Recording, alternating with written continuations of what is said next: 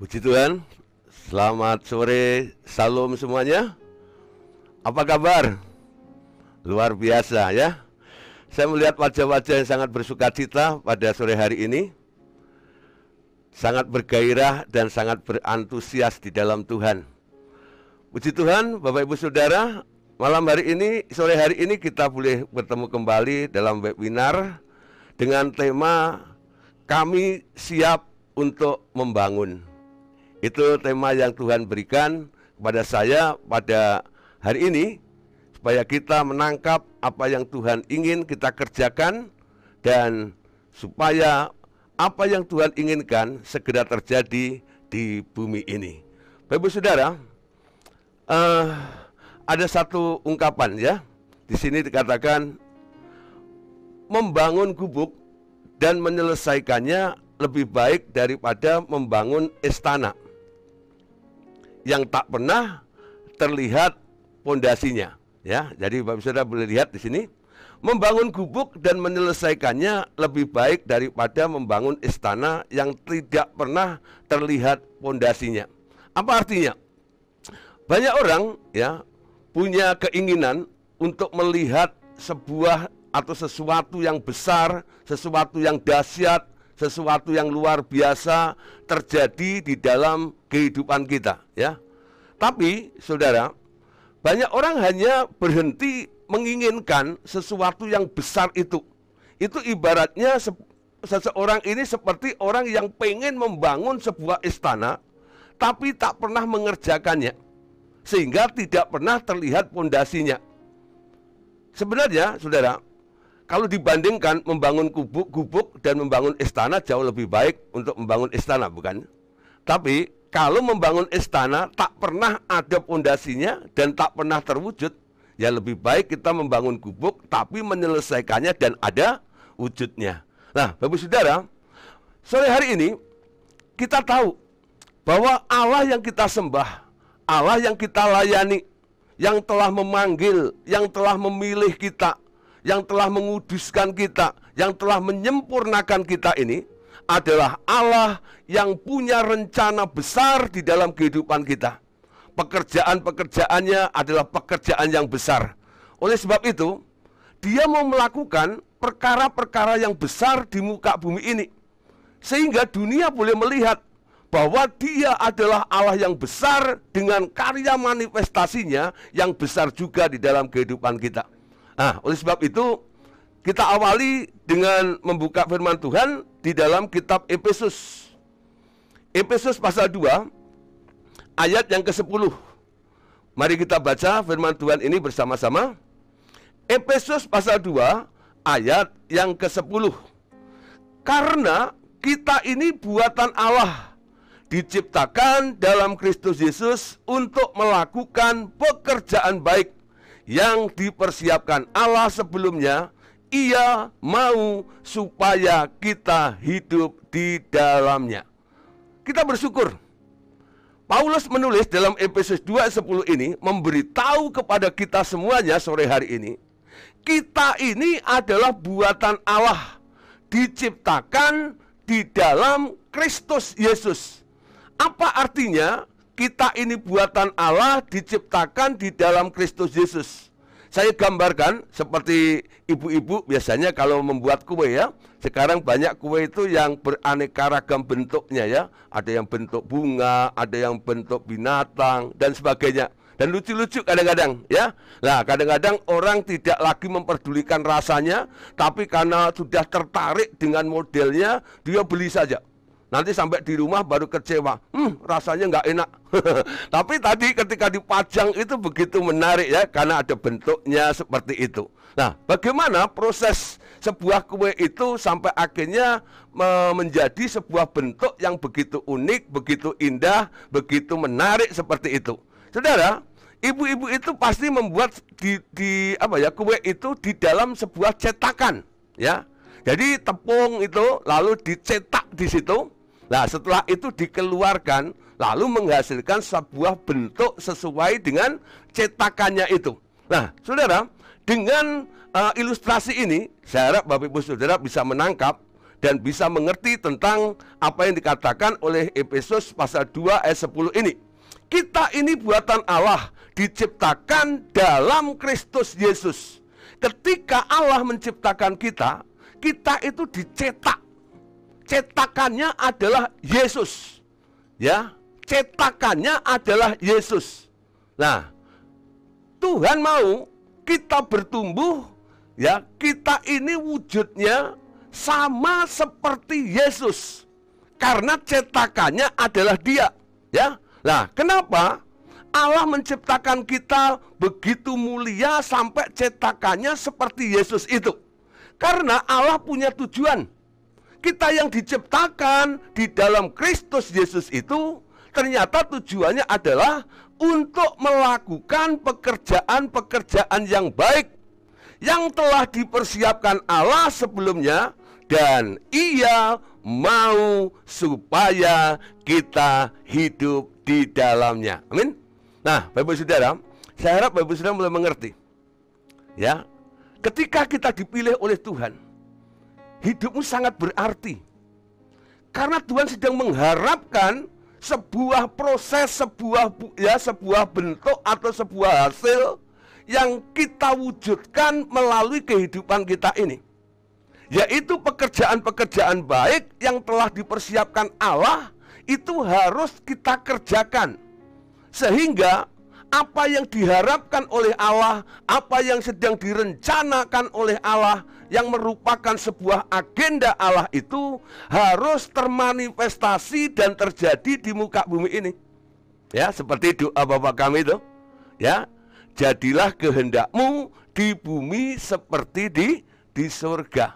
Nah, saudara, bagaimana di bumi itu akan menghasilkan produk-produk daripada Allah itu? Allah bekerja di alam roh, tapi harus ada yang memanifestasikannya di dalam bumi ini. Siapa yang harus memanifestasikan dan mewujudkannya di atas bumi ini? Anda dan saya, ya, Anda dan saya. Jadi Allah itu bekerja dalam dimensi roh. Tapi di dalam alam materi ini harus ada yang merealisasikan. Kita dipilih oleh Allah dan dipercaya oleh Allah untuk menjadi representatif kerajaan surga. Artinya apa? Kita ada di bumi ini sekarang punya tugas. Tugas sebagai pelaksana. Melaksanakan apa yang Tuhan telah perbuat di alam roh, lalu kita melihat dan kita mendeklar yang ada di alam roh itu di muka bumi ini, lalu dunia boleh melihat apa yang Tuhan sedang lakukan, apa yang Tuhan sedang perbuat. Ya, nah, Bapak Ibu Saudara, sore hari ini, ya, ini rencana Allah yang luar biasa, yang harus segera tergenapi. Kita ini buatan Allah, diciptakan di dalam Yesus untuk melakukan pekerjaan-pekerjaan yang baik tersebut. Nah, Bapak Saudara, beberapa bulan, ya, yang lalu kita telah diajar untuk tema-tema dalam webinar kita, ya, itu berbicara tentang imamat rajani, ya, tentang imamat rajani. Nah, Bapak Saudara, kenapa, ya, tentang imamat rajani itu telah dibahas, lalu mulai dibahas secara detail pula, ya, secara intens tentang integritas, mau bekerja dan sebagainya. Nanti masih ada kelanjutannya. Ini merupakan langkah untuk mempersiapkan Bapak Ibu Saudara supaya kita menjadi seorang representatif Allah, pelaksana tugas Allah yang siap, sehingga pekerjaan Allah yang besar itu bisa Anda kerjakan. Kenapa? Karena Allah itu sempurna, Allah itu kudus, ya, dan kita mau hidup seperti Dia, makanya dipersiapkan. Nah, saudara, kita ulang, ya, 1 Petrus 2 ayat yang ke-9. Tetapi kamulah bangsa yang terpilih, imamat yang rajani, bangsa yang kudus, umat kepunyaan Allah sendiri, supaya kamu memberitakan perbuatan-perbuatan yang besar dari Dia yang telah memanggil kamu keluar dari kegelapan kepada terangnya yang ajaib. ada pekerjaan-pekerjaan besar yang Tuhan mau kerjakan melalui kehidupan kita ini. Bapak Ibu Saudara, saya ingat 2 tahun yang lalu ketika kita Rednas, ya, walaupun masih online waktu itu, Tuhan menaruh satu tema, ya, yang saya bawakan, yaitu tentang merebut kota, ya, tentang merebut kota. Masih ingat ya? Saya bicara tentang menduduki kota, ada beberapa kota, ada head, ada gergasi, ya, dan sebagainya itu. Nah, saya tidak akan uraikan terlalu panjang nanti. Nah, tapi itu kemauan Tuhan. Aku telah menyerahkannya kepadamu. Dudukilah, rebutlah, ya. Itu sebuah rencana Allah yang besar yang telah diberikan kepada kita semuanya. Nah, Bapak Saudara, ketika saya menangkap seperti itu dan telah dibahas dalam Rednas itu, lalu kami mulai mengumpulkan para koordinator dan ketua kota RTM di daerah-daerah. Lalu kami mulai briefing, ya. Lalu kami mulai memberikan arahan kepada para leaders, ya, pemimpin kota ataupun koordinator dan ketua-ketua kota. Yang kami bahas adalah tentang spiritual mapping, ya, atau pemetaan rohani. Nah, saya mengharapkan respon daripada semua pemimpin-pemimpin yang ada di kota-kota RTM supaya mereka, ya, mulai melakukan sebuah terobosan dengan membuat sebuah tim, ya, di mana nanti akan kita lakukan sebuah pemetaan rohani. Karena kita tahu tanpa kita memulai sebuah pergerakan tidak akan mungkin terjadi sesuatu. Ya, tanpa kita memulai, tanpa kita merespon, tanpa kita siap, kita tidak akan melihat sesuatu yang terjadi. Walaupun kita sedang menginginkannya. Ya, tadi seperti membangun gubuk yang sederhana jauh lebih baik daripada membangun sebuah istana tapi tak pernah ada dasarnya sama sekali atau pondasinya sama sekali. Bapak Ibu Saudara, ketika saya mulai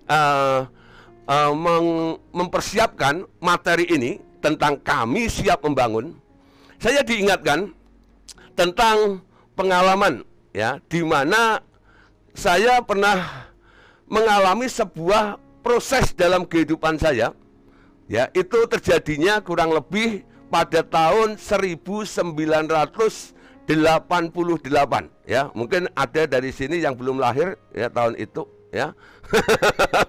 Tahun 1988, ya, tepatnya di Kota Nganjuk.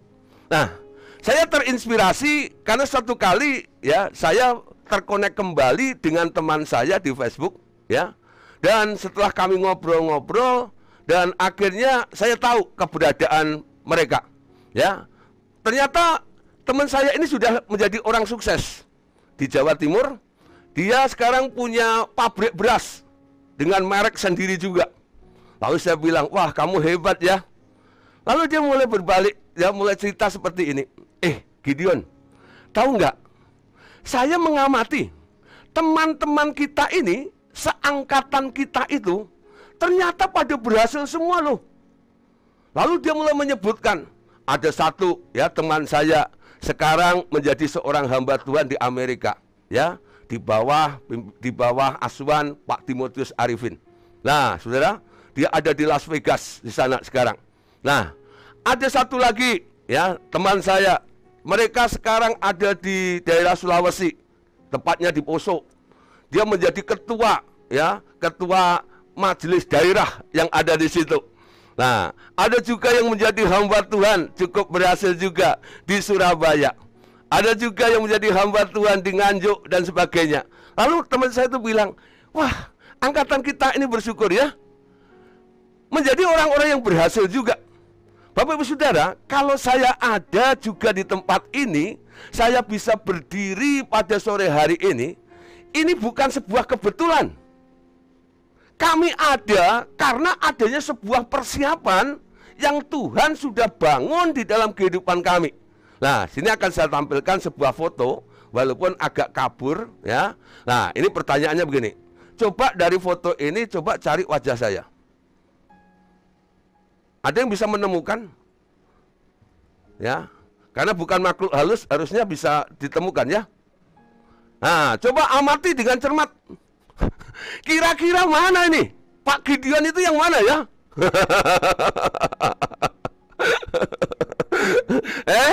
Ayo kira-kira yang mana? Nah, waktu saya tunjukkan ke anak saya langsung bisa menebak. Karena apa? Ya itu bapaknya masalahnya ya. Jadi dia kalau nggak bisa menebak ya keterlaluan. Ya anak saya bilang, ini papi, gitu loh. Yang mana? Saya bilang gitu. Itu yang pegang gitar katanya. Nah, yang pegang gitar dulu, ya. Itu kurusnya luar biasa. Karena apa? Kurang makan waktu itu ya. Nah, sekarang kalau lihat badan saya seperti ini berbeda dengan penampakan saya di tahun 88 ya. Nah, itu yang pegang gitar. Memang dari remaja saya itu suka musik ya, suka musik. Jadi dalam kelompok-kelompok saya selalu menonjol di bagian musiknya kala itu ya. Nah, saudara, di sini nih. Tapi kalau Anda lihat spanduknya di situ ya, itu tema ya, ketika kami anak-anak muda, anak-anak remaja, umur saya waktu itu baru 18 tahun.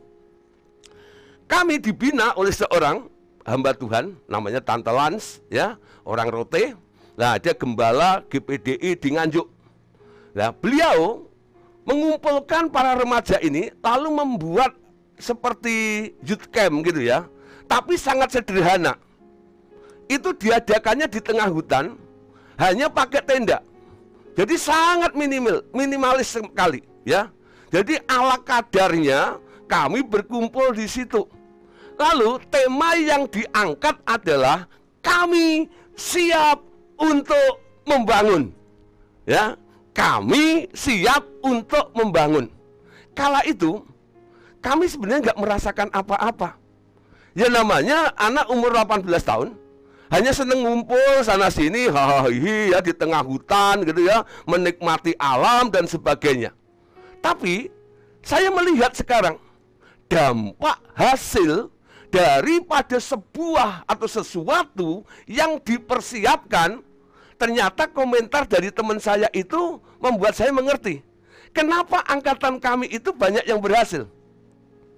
Karena ada seseorang yang menginspirasi kami untuk kami mau dan siap untuk melakukan sebuah pembangunan. Membangun, kami siap untuk membangun. Nah, Bapak Saudara, tentang kami siap membangun ini, kita boleh lihat ya di dalam Alkitab, dalam kitab Nehemia. Nehemia pasal 2, ayat 18. Nehemia 2 ayat 18. Ketika ku beritahukan kepada mereka betapa murahnya tangan Allahku yang melindungi aku dan juga apa yang dikatakan raja kepadaku, berkatalah mereka, kami siap untuk membangun. Dan dengan sekuat tenaga mereka mulai melakukan pekerjaan yang baik itu. Ya, Bapak Saudara, Allah punya rencana yang indah. Ketika itu bangsa Israel sedang ada di dalam pembuangan. Kota itu hancur. Tapi ada satu orang namanya Nehemia yang merindukan satu pemulihan, suatu restorasi. Dia berseru kepada Tuhan. Ada keinginan untuk membangun tembok-tembok yang runtuh itu. Lalu Tuhan membuat sebuah pergerakan. Digerakkanlah beberapa orang sehingga ada akses untuk melakukan sebuah pembangunan. Nah, ketika Nehemia itu menangkap ya instruksi daripada Tuhan untuk melakukan sebuah pembangunan, Nehemia itu merespon sehingga dia berkata, kami siap untuk membangun. Amin. Nah, Bapak Saudara, kami siap untuk membangun itu bukan hanya sekedar sebuah slogan, tapi adalah ya kami siap untuk membangun ini ini adalah merupakan sebuah respon ketika Tuhan sedang menginspirasi kita semuanya. Kita menangkap apa yang Tuhan ingin lakukan, apa yang Tuhan sedang ingin kerjakan, dan Dia mau melibatkan kita. Ketika kita tahu, ya, Tuhan telah memberitahu kepada kita semua rencananya itu, kita nggak boleh diam aja. Biarlah kehendakmu yang jadi gitu. Enggak. Kita harus punya sikap. Tuhan, kalau Engkau mau, aku siap untuk membangun. Amin. Nah, saudara, ketika kita mau mulai membangun, bukan berarti itu jalannya mudah begitu aja. Coba lihat dalam ayat yang ke-19-nya. Ketika Sanbalat, orang Horon, dan Tobia, orang Amon, pelayan itu, dan Gesim, orang Arab, mendengar itu, mereka mengolok-olokkan dan menghina kami. Kata mereka, apa yang kamu lakukan itu? Apa kamu mau berontak terhadap raja? Jadi saudara, ketika kita melakukan kehendak Allah, agenda Allah di muka bumi ini, kita nurut instruksinya Allah, ya, karena mendapat inspirasi daripada Dia. Gak banyak orang juga mungkin menghargai apa yang kita lakukan. Mungkin mengolok-olok seperti apa yang terjadi kepada Nehemia kala itu. Tapi jawaban daripada Nehemia itu sangat memukau. Apa yang dikatakan ayat 20? Mari kita lihat. Ini jawab Nehemia. Aku menjawab mereka, kataku, Allah semesta langit, Dialah yang membuat kami berhasil. Ya, kami hamba-hambanya telah siap untuk membangun. Tetapi kamu tak punya bagian atau hak dan tidak akan diingat di Yerusalem. Jadi boleh disimpulkan begini, saudara. Ketika kita mau melakukan sesuatu, pastikan dulu Anda mendapatkan perintah dari Tuhan. Jangan sampai kita melakukan sesuatu yang bukan diperintahkan oleh Tuhan. Jangan membangun apa yang Tuhan tidak sedang bangun. Ya, bangun apa yang Tuhan sedang mau bangun. Agenda Allah itulah prioritas yang harus kita kerjakan.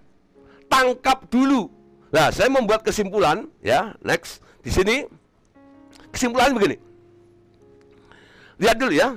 Pertama, kita harus mengerti ada God direction. Ya. Jadi Tuhan mengendalikan, ya. Dengan perintah, Dia berkata atau memberikan dorongan, dukungan kepada kita, peneguhan dan sebagainya. Yang kedua, setelah Tuhan, ya, ada God direction, kita harus respon, ya, respon atas God direction ini. Nah, setelah respon, jangan hanya respon tok, tapi yang ketiga ini penting. Kita harus action. Ya, melakukan sebuah tindakan, yaitu untuk membangun. Nah, saudara, hari ini kenapa saya bicara tentang membangun? Kira-kira apa sih yang sedang kita mau bangun? Sehingga dalam webinar ini kita diajak untuk membangun. Tugasnya apa? Perannya apa? Dan kita mau membangun apa? Nah, hari ini kita akan membangun sesuatu yang namanya teamwork. Ya, membangun teamwork. Nah, saudara, teamwork.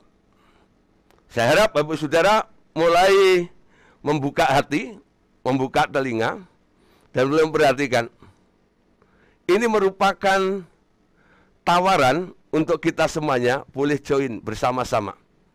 Siapa yang mau terlibat, siapa yang mau bergerak bersama-sama untuk menjadi sebuah teamwork ini.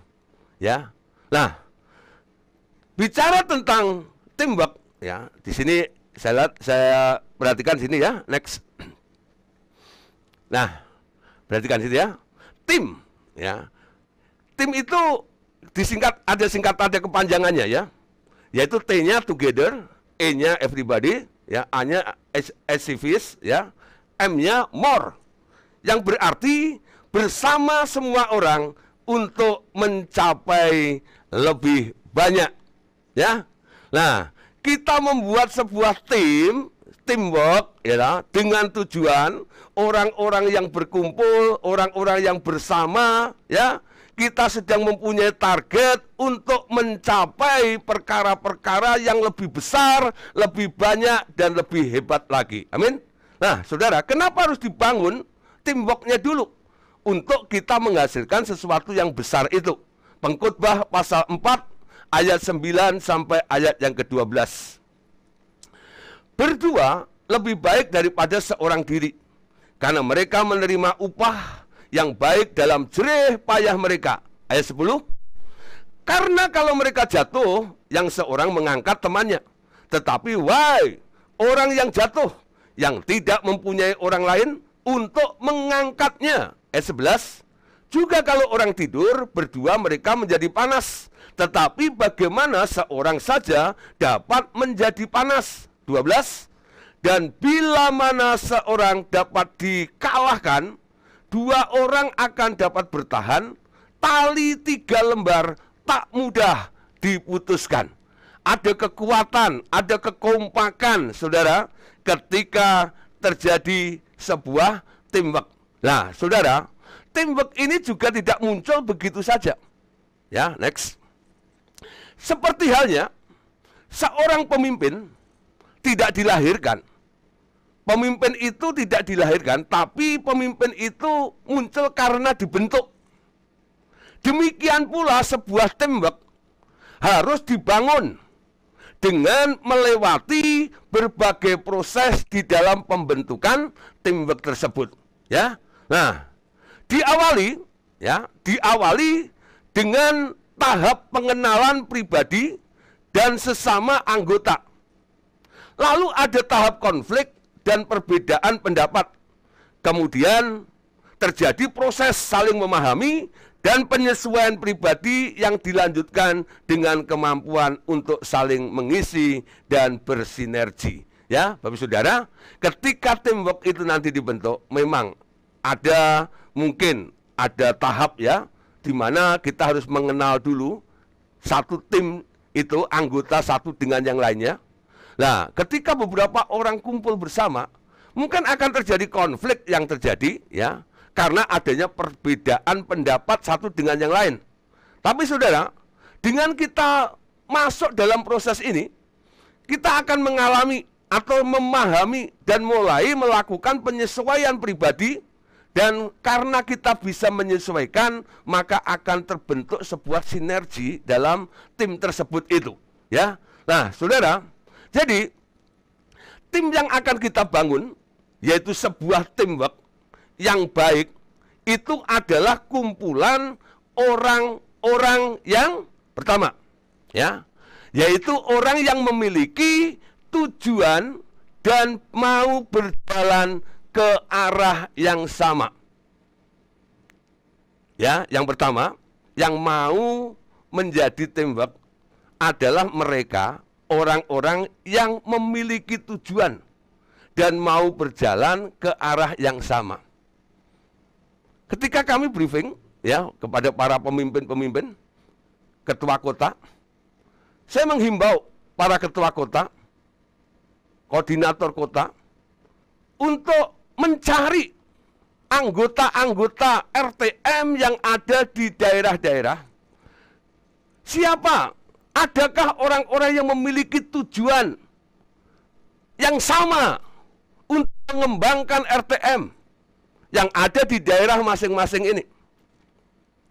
Cari, bukan hanya sekedar diajar pemuridan gitu ya, tapi mulai diajak ngobrol ya, lalu kita melihat hatinya, lalu kita tahu dia punya tujuan enggak yang sama dengan apa yang sedang kita bangun hari ini untuk memperlebar pekerjaan Tuhan dalam wadah RTM ini. Karena Tuhan sedang bekerja, Tuhan mau kita bertumbuh, dan Tuhan mau kita sedang berkembang ini. Tapi dibutuhkan orang-orang yang punya tujuan dan berjalan ke arah yang sama untuk menjadi anggota teamwork nantinya. Yang kedua, saudara, orang yang boleh terlibat dalam teamwork itu, yaitu orang yang saling peduli satu dengan yang lain dan yang tidak mementingkan diri sendiri. Ya, cari apakah itu Anda? Kalau Anda merasa saya orang yang tidak ya seperti ini, ya, orang yang peduli satu dengan yang lain dan tidak mementingkan diri sendiri, Anda boleh menghubungi kami atau ketua-ketua kota, ya, di mana Anda berdomisili, ya. Pak, aku punya tujuan yang sama ini, untuk membangun, untuk mengembangkan kemajuan pekerjaan Tuhan dalam wadah RTM ini. Apa yang bisa aku lakukan? Nah, ya, ini bukti ada kepedulian. Anda tidak hidup hanya untuk berdoa supaya Tuhan berkati Anda, supaya Anda keluar dari pergumulan Anda, itu pasti. Ya. Tapi saudara, kita mau lebih bertumbuh. Kita merespon. Ketika ada direction dari Tuhan itu loh. God direction itu muncul, harus ada respon dari diri kita, lalu kita melakukan sebuah action bersama-sama. Amin. Yang ketiga. Nah, ini tugas daripada leadersnya atau pemimpinnya atau ketua kotanya. Ketika sudah menemukan beberapa orang itu, lalu pemimpin ini, ya, anggota tim itu diarahkan kepada tujuan yang benar, diarahkan kepada tujuan yang baik, diarahkan kepada tujuan untuk membangun dan melaksanakan agendanya Tuhan. Bukan diajak bisnis. Ada saudara, lalu bikin multi level dan sebagainya. Lah saudara, ada pekerjaan yang jauh lebih baik, yaitu melaksanakan agendanya Tuhan itu. Jadi arahnya ke sana, kepada tujuan yang benar, kepada tujuan yang baik, untuk membangun dan melaksanakan agenda Tuhan tersebut. Nah, mari kita baca dalam Ibrani pasal 10 ayat 24 sampai 25. Penulis kitab Ibrani mendorong atau mengingatkan, dan marilah kita saling memperhatikan supaya kita saling mendorong dalam kasih dan dalam pekerjaan baik. Ayat 25. Janganlah kita menjauhkan diri dari pertemuan-pertemuan ibadah kita seperti yang dibiasakan oleh beberapa orang, tetapi marilah kita saling menasihati dan semakin giat untuk melakukan menjelang hari Tuhan yang mendekat. Ya, jadi saudara, teamwork itu nanti terdiri dari orang-orang yang seperti tiga hal yang telah kita bahas tadi. Mereka saling memperhatikan, mereka saling mendorong, mereka saling menasihati. Jadi kita berjalan ke arah yang sama, dengan tujuan yang sama, kita bahu-membahu, ya, menolong satu dengan yang lain, bukan sikut menyikut bersaing, ya, yang tidak sehat. Tapi kita mau melakukan saling mendorong, saling menasihati. Kalau ada yang lemah, ya kita menguatkan mereka. Seperti itu. Nah, Bapak Saudara, dengan kita melakukan hal seperti itu, nanti tim yang kita bentuk ini, ya, nanti akan bekerja, bergerak secara sinergi, ya. Lihat, keseimbangan ada. Dan sangat indah yang bisa kita lihat nanti, ya. Teamwork sinergi.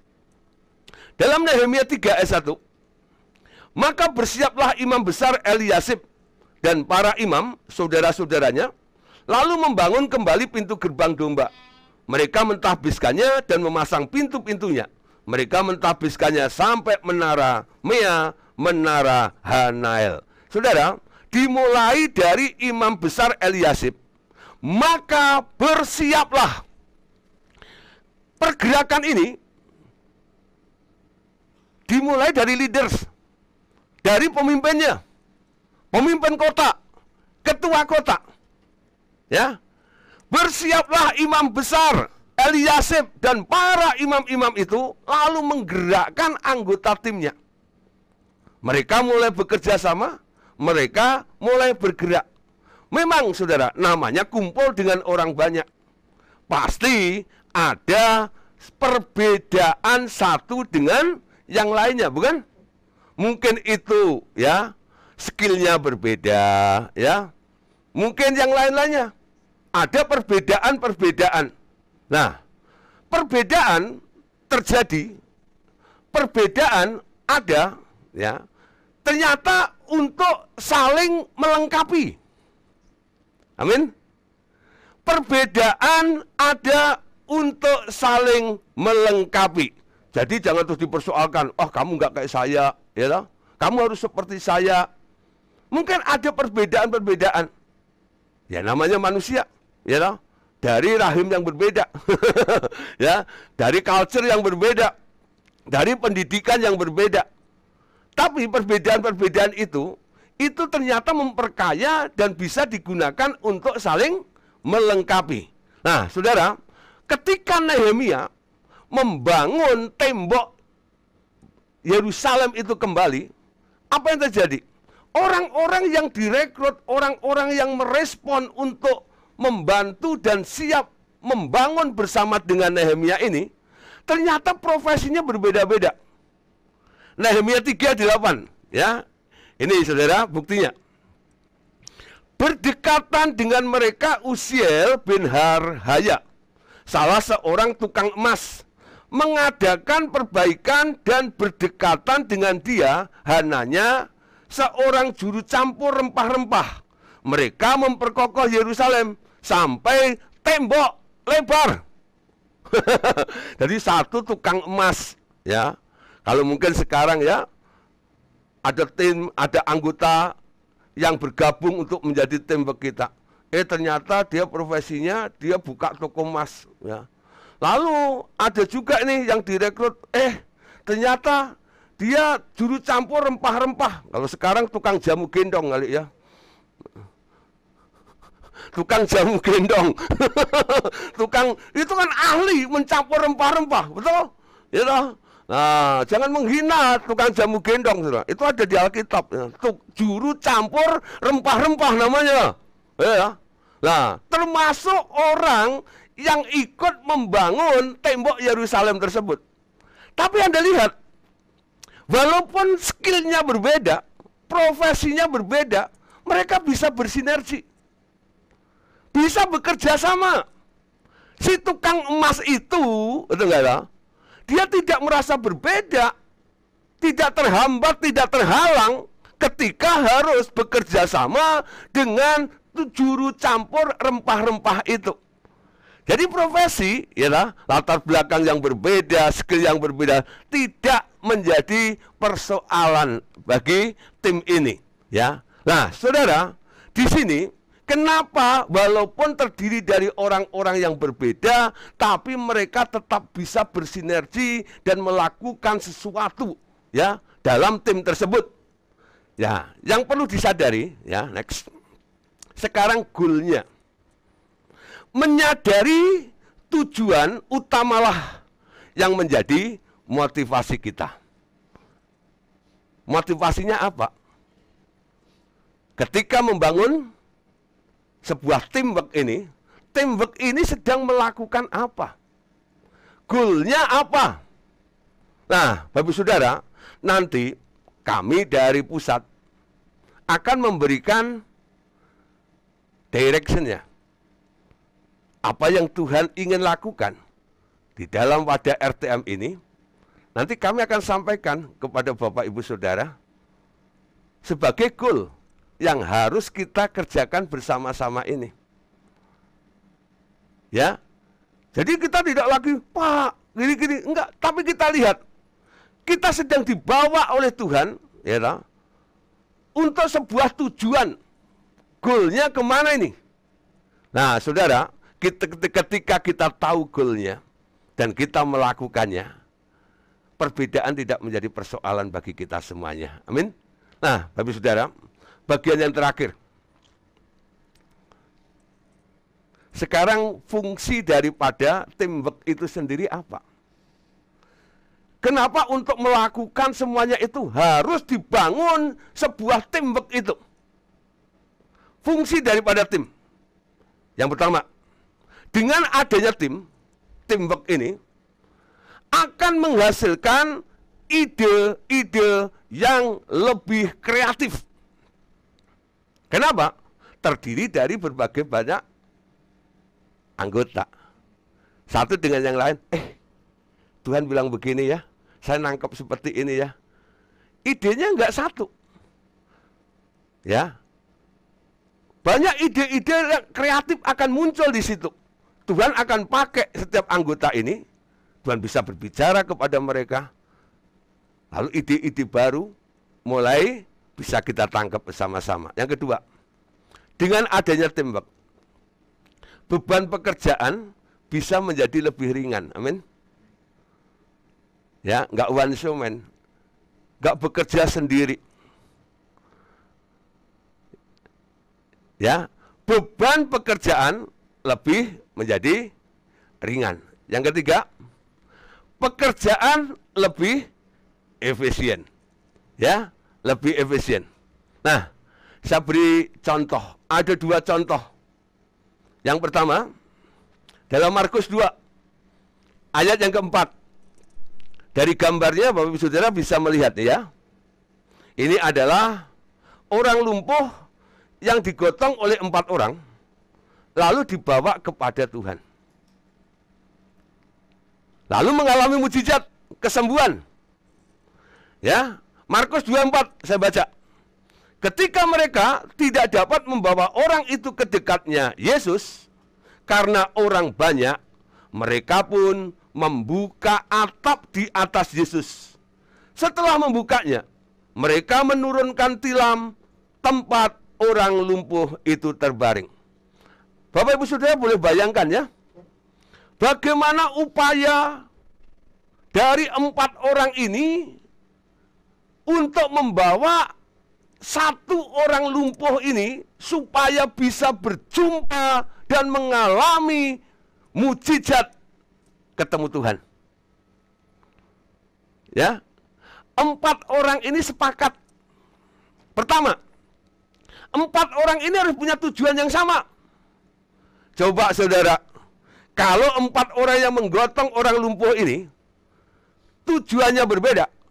Yang satu ke utara, yang satu ke timur, yang satu ke barat, yang satu ke selatan. Kira-kira apa yang terjadi? Itu tilam sobek, betul nggak? Dan orang lumpuhnya pasti jatuh, ya. Kenapa? Ditarik dari 4 penjuru. Bukan ketemu Tuhan Yesus, malah ketemu Allah maut. Jatuh di situ, ya. Nah, untuk membawa seseorang berjumpa dengan Tuhan, mengalami Tuhan, mengalami pertolongan Tuhan, betul nggak? Mengalami perubahan, ada dampak yang luar biasa, dibutuhkan sebuah tim yang berjalan satu tujuan. Tujuannya adalah menuju kepada Yesus. Apa yang kita bangun bukan untuk kemegahan kita. Bukan untuk keuntungan seseorang. Tapi apa yang sedang kita bangun? Semua untuk kemuliaan Tuhan. Amin. Pastikan itu. Tujuannya cuma satu. Semua kita bawa untuk Tuhan. Ya. Jangan pernah melayani lalu tidak Anda follow up. Ya. Tapi Anda follow me. Harusnya follow him. Betul nggak? Kita bawa kepada Tuhan. Itu bukan itu nggak, untuk Anda nikmati sebenarnya. Banyak orang menikmati hasil dari pelayanan. Ketika dia bisa menyembuhkan orang sakit dan sebagainya, dia merasa, wah, bangga, senang, merasa hebat. Itu artinya, pelayananmu Anda tujukan untuk dirimu. Orang itu nanti akan bergantung dengan engkau. Harusnya, ya, semua orang itu harus kita bawa kepada Tuhan, berjumpa dengan Tuhan, mengalami Tuhan, mengenal Tuhan. Walaupun mungkin akhirnya melupakan Anda. tidak masalah. Itu yang sering terjadi. Ada orang yang lemah, orang yang sedang bergumul dan sebagainya. Kami tekuni semuanya. Kami layani. Kami bawa sampai mengenal Tuhan. Setelah dia dewasa dan bisa berdiri di bawah kakinya sendiri, lalu ketemu saya kayak nggak kenal. Awal-awalnya saya keki, saudara. Lu bisa begitu gara-gara gua lo. Tapi Roh Kudus tegur saya. Kamu bawa pelayananmu untuk siapa? Kenapa engkau kecewa? Gara-gara engkau melayani orang dan orang itu melupakanmu. Orang itu harus dibawa kepada Tuhan seperti si lumpuh ini. 4 orang ini berjuang dengan kesehatian, satu arah, satu tujuan. Tujuannya cuma satu. Membawa setiap orang ketemu dengan Tuhan. Amin. Ya. Nah, saudara, ada rintangan nggak? Ada. Ketika sampai di tempatnya di mana Tuhan Yesus sedang melakukan ibadah atau KKR, dia mengalami jalan buntu. Karena banyak orang yang berkerumun di situ, sampai akhirnya dia bingung bagaimana membawa orang ini, si lumpuh ini, untuk bisa ketemu dengan Yesusnya. Nah, muncul ide. Idenya dari mana? Salah satu dari 4 orang ini. Mungkin ada yang punya ide, lewat belakang, gitu. Kita permisi. Gitu. Seperti mungkin kalau saya dulu waktu masih di Solo, ya, saya suka jalan ke Pasar Klewer.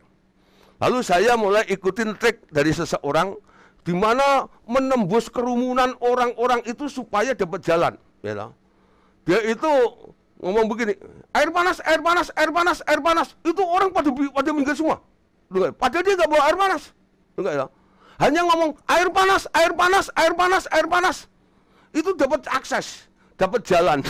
Sambil ketawa-ketawa dia bilang air panas gitu. Ya. Mungkin salah satunya mikirnya begitu. Kita ngomong aja ya, air panas.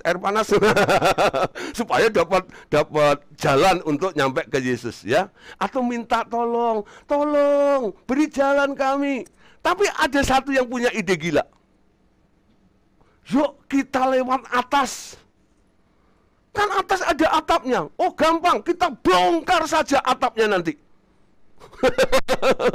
Ya, loh. Tapi saudara, yang diambil itu oleh teman-teman ini akhirnya disepakati adalah ide gila itu. Naik ke atap, buka atap rumah orang, betul ya? Lalu diturunkan dari situ. Ketemu Yesus. Ketika Yesus melihat iman mereka, imannya siapa? Iman temboknya tadi itu loh. Bukan imannya si lumpuh. Padahal si lumpuhnya di depannya ya. Tapi yang dilihat oleh Yesus itu iman mereka. Iman daripada orang-orang yang tergabung dalam tembok itu loh. Sehingga menggerakkan hatinya Yesus. Menolong, menyembuhkan orang lumpuh yang ada di depannya itu. Luar biasa ya. Membangun sebuah tembok, kita akan melihat sebuah pergerakan akan terjadi dan hal-hal yang besar terjadi, ide-ide akan muncul dan sebagainya, sampai kita melihat banyak orang berjumpa dengan Tuhan seperti itu, mengalami Tuhan seperti itu. Nah, saudara, ini contoh yang pertama tentang sinergi dari tembok yang dibangun oleh 4 orang yang sedang membawa orang lumpuh tadi. Contoh yang kedua, next. Nah, ini gambar Tuhan Yesus dan 12 muridnya. Ternyata ketika Tuhan Yesus ada di muka bumi, dalam pelayanannya, Tuhan Yesus itu sebelum memulai pelayanannya, dia memilih dulu 12 orang yang disebut rasul. Sebenarnya apa yang sedang dilakukan oleh Tuhan Yesus? Tuhan Yesus sedang membangun teamwork. Padahal Tuhan Yesus loh. Siapa di sini lebih hebat dari Tuhan Yesus? Kalau Tuhan Yesus saja, sebelum memulai pelayanannya, dia membentuk dulu teamwork. Artinya apa? Dia butuh orang lain untuk bekerja sama dalam pelayanan ini. Walaupun Tuhan Yesus melakukan itu. Nah, saudara, jadi Tuhan Yesus melakukan hal tersebut, ya. Nah, next, ada hal yang menarik, saudara. Ketika Tuhan Yesus memanggil para rasulnya, yang merupakan prinsip utama daripada sebuah teamwork yang dibangun oleh Tuhan Yesus ini. Kita lihat dulu ya secara spesifikasi. Secara spesifikasi, mereka berasal dari latar belakang dan profesi yang berbeda, ya. Nah, mereka berasal dari latar belakang dan profesi yang berbeda. Anda tahu, Petrus, Andreas itu seorang nelayan. Ada ya Matius, pemungut cukai, Lukas, tabib, dokter. Yang lainnya punya profesi berbeda ya, dari latar belakang yang berbeda. Jadi nggak diseragami, pokoknya seluruh nelayan aja deh, gitu ya. Jadi Tuhan waktu memilih, dia tahu siapa dia, profesinya apa. Direkrut untuk menjadi timnya Tuhan Yesus. Yang kedua, ya, secara network atau jaringan, ya, mereka dipanggil untuk menjadi penjala, tak bukan menjadi pemancing. Ayatnya dulu, Matius 4:19. Yesus berkata kepada mereka, "Mari, ikutlah aku, dan kamu akan kujadikan penjala manusia." Jadi Tuhan Yesus enggak memanggil mereka, lalu suruh ikut dan dijadikan tukang mancing. Enggak. Menjala. Apa bedanya tukang pancing dan penjala? Kalau Anda mancing, Anda lakukan sendiri, itu. Tapi kalau Anda menjala, ya, di laut itu dilakukan secara korporat. Secara kebersamaan. Beberapa orang melakukan. Untuk menarik ini, untuk ini dan sebagainya. Ada pekerjaannya. Lalu Tuhan Yesus berkata, jadilah penjala. Karena Tuhan merekrut beberapa orang, mereka tidak disuruh bekerja secara individu. Tapi Tuhan mau, dalam melakukan pekerjaan, mereka harus bekerja dengan bersinergi, bersama-sama. Sesuai dengan apa yang bisa Anda kerjakan. Menurut talenta, menurut skill yang Anda miliki tersebut. Nah, yang ketiga, saudara, ketika Tuhan Yesus membangun tim itu, mereka dipercaya untuk melakukan tugas dan tanggung jawab masing-masing, ya. Nah, contoh, ketika Tuhan Yesus sedang berkhotbah, pengikutnya banyak. Sampai 5.000 orang itu terkumpul mendengarkan dengan antusias, dengan hati yang lapar dan haus. Saking hausnya, mereka nggak kenal waktu. Itu sudah berhari-hari dengerin khotbah Yesus, ya. Tapi mereka lupa makan. Sampai Yesus sendiri bilang, kasihan mereka itu. Tuhan Yesus bilang kepada murid-muridnya. Karena ada yang usul awalnya, guru-guru suruh mereka pergi ke kampung-kampung sebelah, cari warteg, ya, atau rumah makan Padang, rumah makan Minang, supaya mereka mengisi perutnya, atau hotel-hotel supaya mereka beristirahat, gitu loh. Tapi Yesus mencobai mereka, ya, menguji mereka, murid-murid ini, dengan berkata gini, tidak, Kamu harus memberi mereka makan. Jadi ada proyek yang harus dilakukan oleh timnya Tuhan Yesus ini. Dan Tuhan Yesus mendelegasikan tugas ini kepada murid-muridnya. Ayo, kamu harus memberi mereka makan. Nah, saudara, Filipus menghitung anggarannya.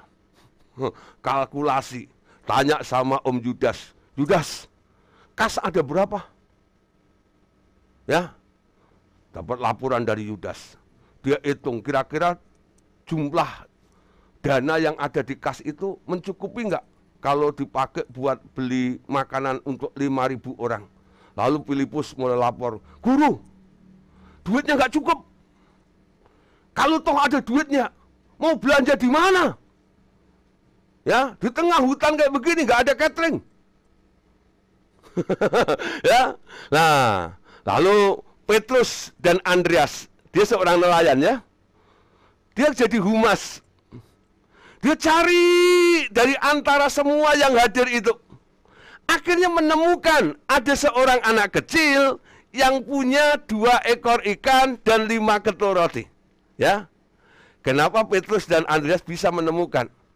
Karena dia sudah familiar tentang di mana letaknya ikan. Betul nggak ya? Walaupun sudah digoreng sekalipun dia tahu ada di mana ikan. Betul nggak ya?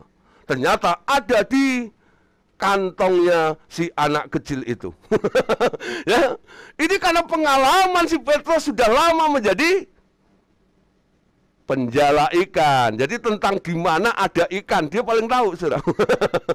Ya, nah ini melengkapi ya. Yang satu bisa menghitung anggaran, yang satu nyimpen duitnya, yang satu bisa mencari sumber di mana ada ikannya itu. Nah, murid-murid yang lainnya punya tugas. Tugasnya apa? Mengatur 5.000 orang itu untuk duduk rapi. Ya, ini tidak dikerjakan Yesus sendiri, enggak.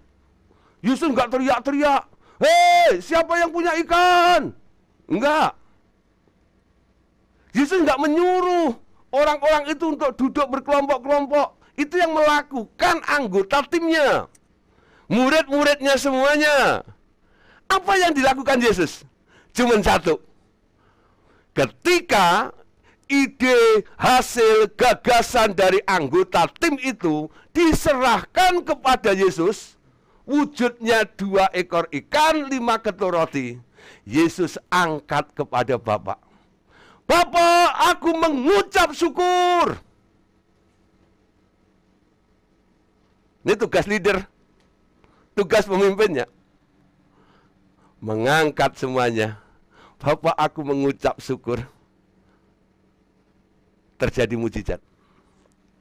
5.000 orang dikenyangkan. Masih ada sisa 12 bakul. Pekerjaan Tuhan luar biasa. Nama Tuhan dimuliakan. Betul? Tantangan masalah bisa diselesaikan karena ada sebuah teamwork yang terbangun di situ. Nah, hari ini mari Bapak Saudara, kalau kita mau melihat sesuatu yang besar terjadi di tengah-tengah kita, yuk kita mulai gabung, kita bersama-sama terlibat dalam wadah Revival Total Ministry ini. Anda salah satu dari anggota teamwork tersebut. Untuk melihat pekerjaan besar, pekerjaan luar biasa, agenda Allah terjadi di muka bumi ini.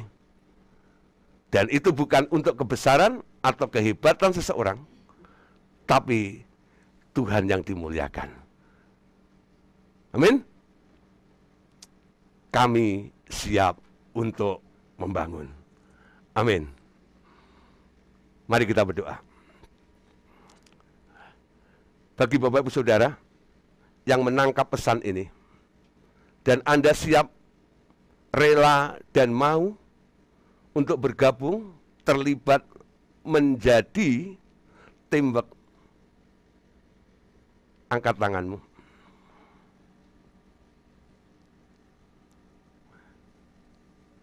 Tuhan, Engkau melihat tangan-tangan yang terangkat. Mereka adalah orang-orang yang punya hati mengasihimu, Dia tahu bahwa agendamu harus terjadi di muka bumi ini. Engkau membutuhkan kami, Tuhan. Bukan sekedar kami membutuhkan Engkau, tapi Engkau membutuhkan kami juga untuk sebuah pekerjaan besar ini. Terima kasih Tuhan. Kami mau, kami siap hari ini bergandengan tangan, bahu-membahu, tolong-menolong, saling mendukung, saling menasehati satu dengan yang lain untuk mewujudkan sesuatu yang mulia. Terima kasih Bapak, terima kasih Tuhan Yesus. Dalam nama Tuhan Yesus. Haleluya. Semua percaya katakan amin. Tuhan Yesus memberkati kita semuanya. Haleluya.